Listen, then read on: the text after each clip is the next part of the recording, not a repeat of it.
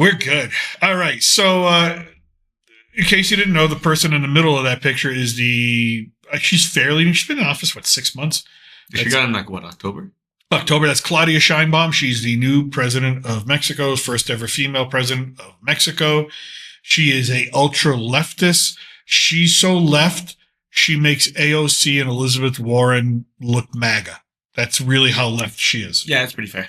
Some of the things her party controls the Congress of Mexico, and the courts no longer really have any real power after the laws that they passed. Judges are no longer independent. They can actually, if they make a ruling that they don't like or that Congress doesn't like, they just vote them out of office and vote somebody in that they want. Yeah, so non-judges kind of have to have political ties. Yeah, there's weird. Yeah, there's no sort of separation of powers here. But Mexico's president warns the U.S. against invading to fight cartels after Washington designates them as terrorist groups. Well, listen, we all knew this is coming. This is something that was promised by Trump and the people that were running with him before he was even elected. He was going to designate these cartels, and he's designated 6 Mexican cartels as terrorist organizations, Tier 1 terrorist organizations, including Sinaloa and the New Jalisco Generation, or Jalisco. Those two are as well. Well, I'm surprised. I'm not surprised they took the New Jalisco Generation, because those guys are dangerous. Those guys. So the frightening thing here for President Sheinbaum is that this is a prelude to the United States military invading Mexico, which, I'm not going to sugarcoat it. Yeah. Usually if we do this, it means we're not going to necessarily send tanks rolling over the border, but Delta Force, drones. Maybe SEALs. They're doing about literally hundreds of drones. Now, listen, before Trump was president, the CIA or intelligence agencies, they estimated they did about one intelligence gathering drone flight per month around the border area and into sort of Mexican territory, or at least a little bit into Mexican territory. That's been up now since Trump came into office. They're doing hundreds, which means now these are unarmed drones, according to the reports being given by the Pentagon. These are unarmed drones. Listen, when do we ever trust the Pentagon when they say these drones are not armed? But mysteriously, there's an explosion. I'm just saying that's what we're being told. We're going to trust the guys who have failed an audit, 6 times in a row? But I want everybody here to read the tea leaves. There's no reason to send hundreds of drones on an intelligence gathering mission. Unless you plan on doing something. So, yeah. We've massed the military down there too, right? Yeah. We've buffed up the border.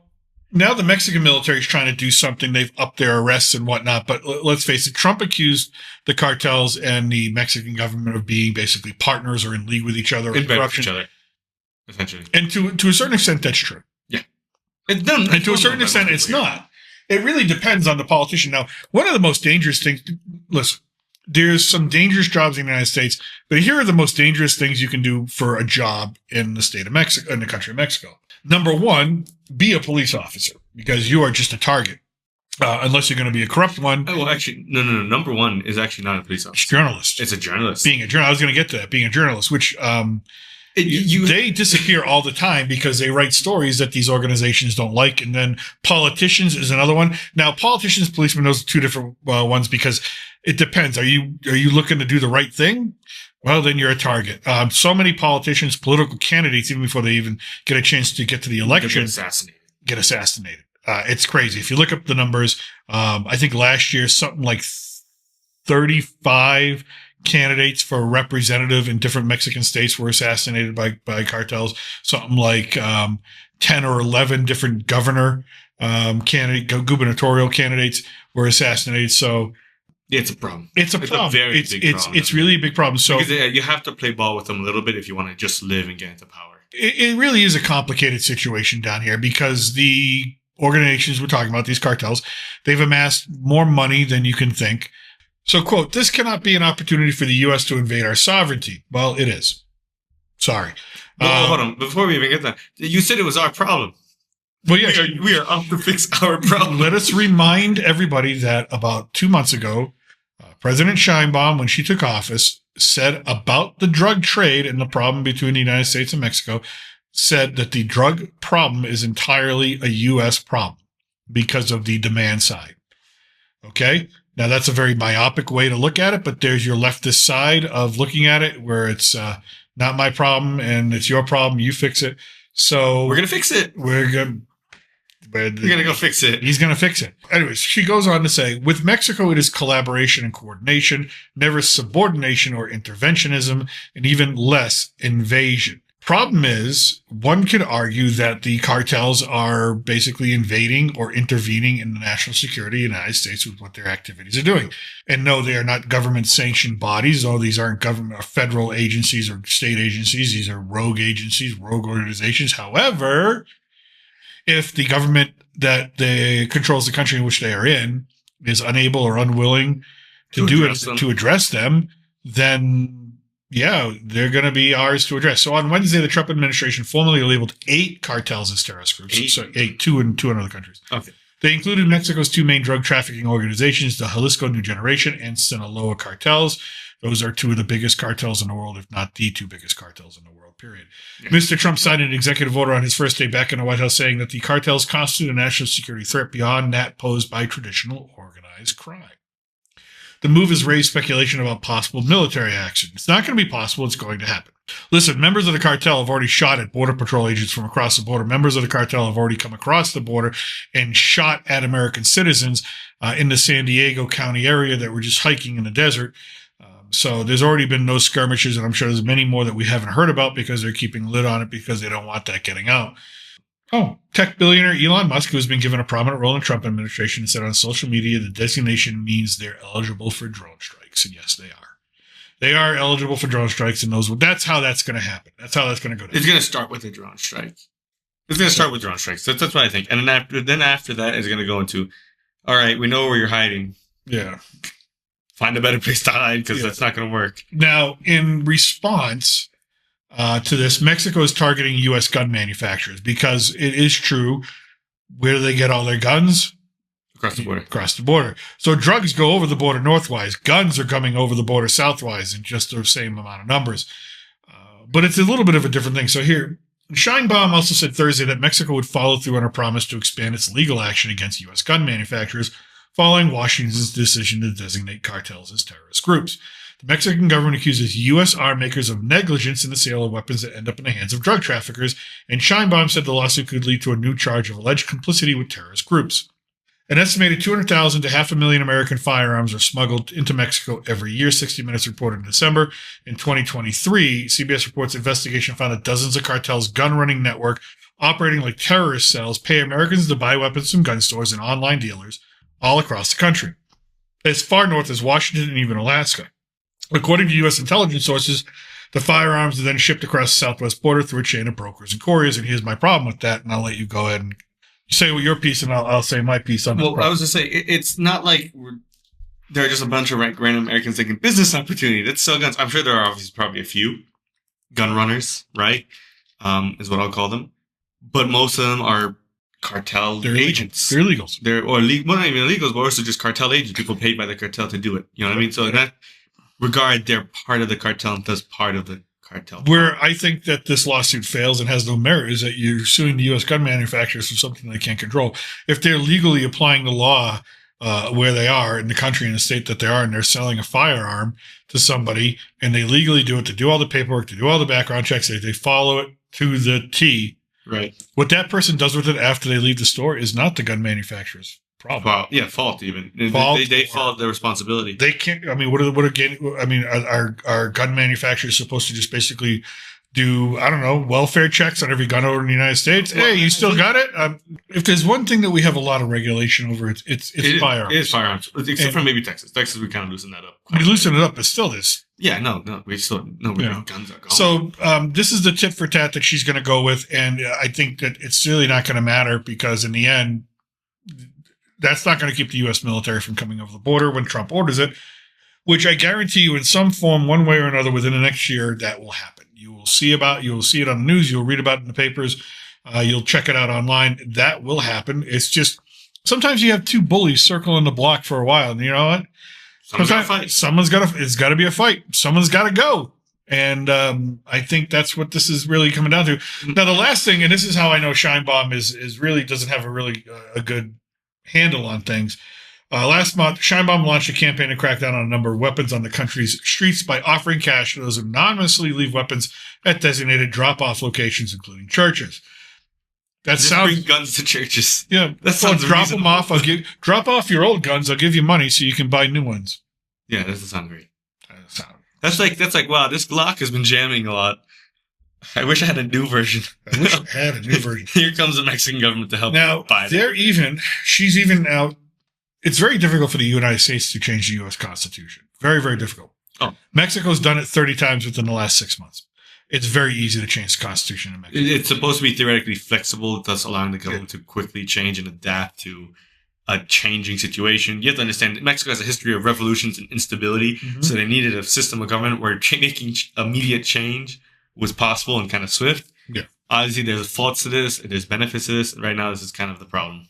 You have to make So here's the other part of the story. And she states, again, this cannot be an opportunity for the United States to invade our sovereignty, Scheinborn said at a news conference Thursday, adding that Mexico would collaborate on combating organized crime but would not accept subordination.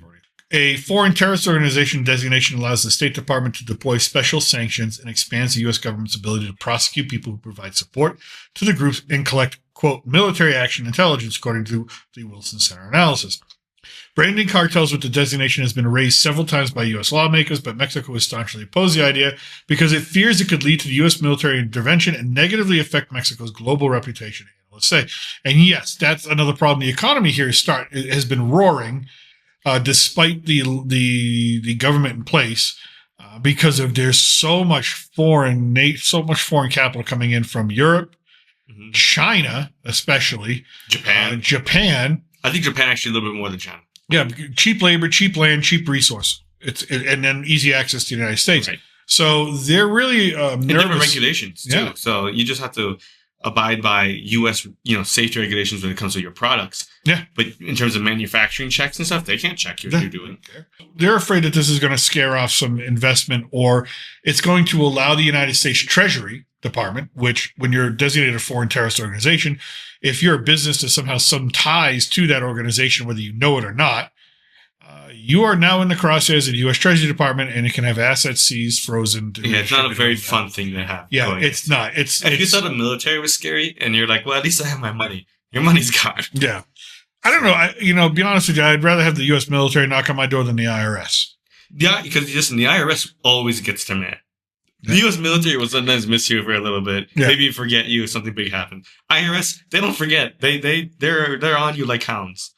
So that's the other part. So they're going to change the Constitution. The first reform proposed by Scheinbaum on Thursday would state that Mexico will not accept any act from abroad that is harmful to the integrity, independence, and sovereignty of the nation, including coups, election interference, and unauthorized foreign interventions in investigations and prosecutions. So that doesn't sound bad at first. I thought it's pretty reasonable. Well, I mean, if they're designated foreign terrorist organizations, that opens it up to our good old friends at the CIA, who love Latin America. We have a fantastic history of revolving ourselves in Latin American politics. If you don't know, the first time the CIA ever went from an intelligence gathering organization to one that was an intervention organization was 1954. Chile? Nope, Guatemala. Guatemala. So everybody uses this term banana republic. Great shirts. Great shirt, but banana republic to describe certain countries that may not be doing so well or have certain forms of government. There's a reason for this. In 1954, one of the richest companies in the world was a U.S. company called United Fruit. Mm-hmm. They sold bananas all over the world. Sounds silly, but at that time, bananas was like frickin' gold. I mean, gold. It still is pretty valuable now, too. Yeah. So where did United Fruit, what did they do in Guatemala? They bought up all the farmland. So United Fruit, a small group of capitalist Americans, bought up all the farmland and were growing bananas and paying the labor pretty cheap. Paying the labor really cheap. And so the Guatemalan people had no access to their own land, or they basically were bought out of their own land, and they couldn't develop their own economy. I know, boo-hoo, I get it. I get all that, right? Well, I'm not here to debate that. I'm not here to debate it, right? No. But what happened was there was an election and a new president there was going to be a new president elected. He was going to win in the poll. He was winning in the polls. He was going to win. And basically his thing was he was going to force the United Fruit Company and any other American company or a foreign company that own the land, basically say, here's your money, you're forced to take it, and we're taking back our land, get out of our country, we're going to own our farmland and give it back to the people so they can make a living and grow and create generational wealth. Which is nice. I'd be supportive of it. So the very rich people at United Fruit in 1954 decided to go to, I believe his name is Allen Dulles, who was the director of the CIA, famously fired by John F. Kennedy. Dulles went to Eisenhower, who didn't give a crap. Eisenhower could give a shit. He won a war. This is a fun position for him at that point. They didn't even really tell him. He said, listen, he just gave Allen Dulles free rein. And this is the first time the CIA sent people down to kind of create disturbances, create unrest, create fake news, false rumors, things like that to sway the election. And so they did it on behalf of the really rich people at United Fruit, who were very big donors to the party. The reformer lost, and the United Fruit Company puppet government was elected. There you go.